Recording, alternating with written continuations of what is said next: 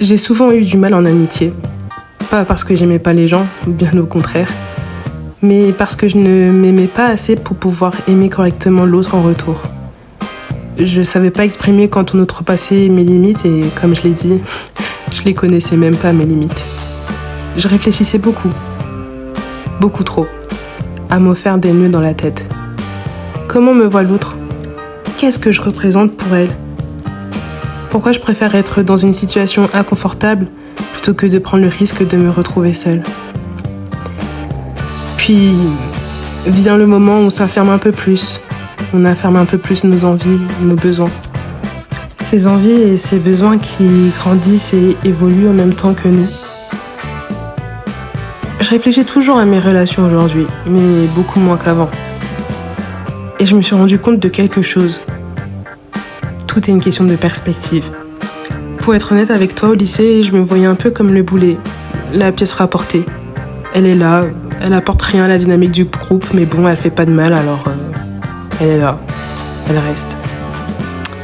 Ouais, je sais, paye ta confiance en toi. Et puis, je me suis rendu compte que je suffisais. Moi.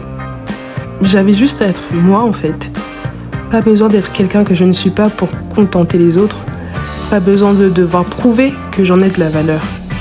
Tu as de la valeur parce que tu es, tout simplement. Même quand tu n'es plus, ta valeur dans la mémoire des autres ne disparaît pas. Beaucoup de choses ont contribué à cet état de plénitude, de paix avec moi-même. Réussir à partir d'un environnement toxique, peut-être.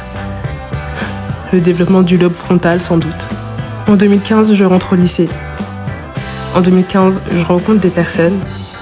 Et dans cette période de vie compliquée, tout n'était pas parfait. Je ne trouvais pas ma place. Mais je cherchais quelque chose que j'avais déjà, mais que je ne voyais pas. Et pourtant, en 2025, c'est comme une évidence. On a tous grandi, changé, évolué, on fait nos vies, etc. Mais pourtant, il suffit qu'on soit nous-mêmes. Je n'aurais jamais pensé, étant plus jeune, que je pourrais dire que j'ai des amitiés d'une décennie.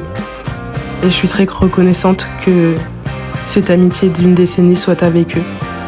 Je voulais te dire, ta place, elle est là, elle t'attend. Ne cherche pas quelque chose que tu as déjà. Et si vraiment tu n'as pas ta place quelque part, c'est qu'elle est autre part. Rien n'est parfait, mais un endroit où tu ne peux pas communiquer est un endroit où tu dois partir. Tu es assez. Toi. La seule condition, faire le bien. Toujours.